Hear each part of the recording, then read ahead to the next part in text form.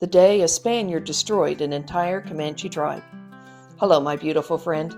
The history of the Comanche is fraught with both battles and tragedy. One dark day in Spanish and Comanche history was the day that Don Juan de Padilla destroyed an entire Comanche tribe. Like the Cheyenne, the Comanches were mistreated. And like all of the Indians in the New World, they resented the intrusion of the Spaniards on their lands. The Spaniards had enjoyed being global leaders, starting from the 1500s and going on into the 1700s. The 1500s especially were considered the golden age of Spain. Queen Isabella and King Ferdinand II, both second cousins, had united in marriage and united Spain as well. They're the ones who funded Columbus on his voyage to the New World. They quickly realized the potential of ruling that magical land. At first, they mainly wanted gold. The earlier explorers hadn't had much luck in that area. So the Spaniards decided that if they couldn't have gold, they wanted anything else of value that they could find in the New World, and rain on the Indians who had considered the New World their home for centuries. Naturally, these Indians had an opposing viewpoint. Once the Spaniards had conquered the New World, they struggled to maintain control over the Indians who lived in the New World. Conquering the Indians who lived in the Pueblos in New Mexico was doable.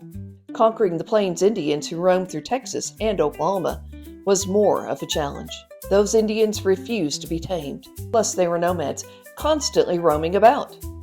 It was hard for the Spaniards to locate them, let alone control them. And when the Comanches learned how to ride horses, it got even tougher. The Comanches left their horses.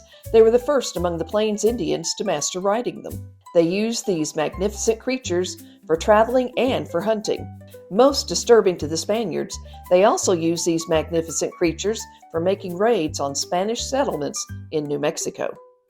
They stole horses from the people living along the Rio Grande River. They would take captives, and then they'd ride quickly away on their horses. That's when Don Juan de Padilla stepped in. By the way, this wasn't the Juan de Padilla who was a missionary and a priest in the 1500s. While they shared the same name, these two men lived in different centuries. Anyway, the Spaniards had had enough of the Comanches and their horse riding, people raiding, people kidnapping ways. In 1717, Don Juan de Padilla gathered an army of 500 men from Santa Fe and nearby settlements. Their goal? To punish the Comanches. They marched across the Texas Panhandle to the western border of Oklahoma, where a large Comanche camp was established. 2 centuries of living in the New World had taught the Spaniards to be devious. More devious than they had been before.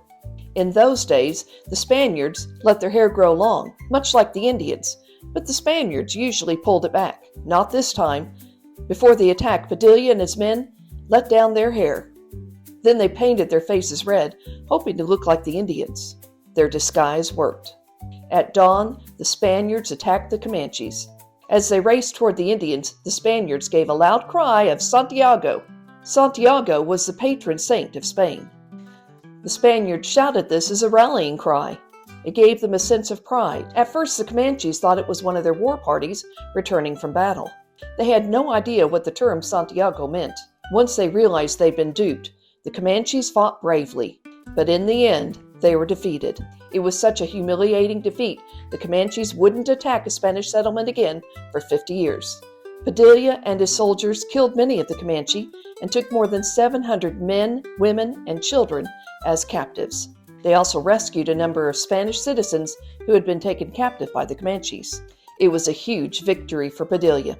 The Spanish citizens of New Mexico celebrated, held religious services, and patted Padilla on the back, giving him lots of attaboys. Meanwhile, the Comanche prisoners were marched to the port of Veracruz. From there, they were forced to take a ship to Spain.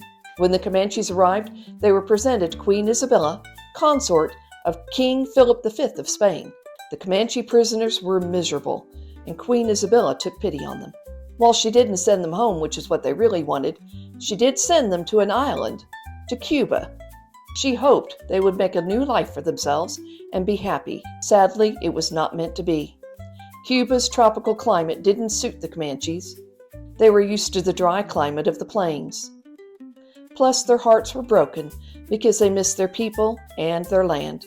Eventually, the Comanches succumbed to disease until not one Comanche remained.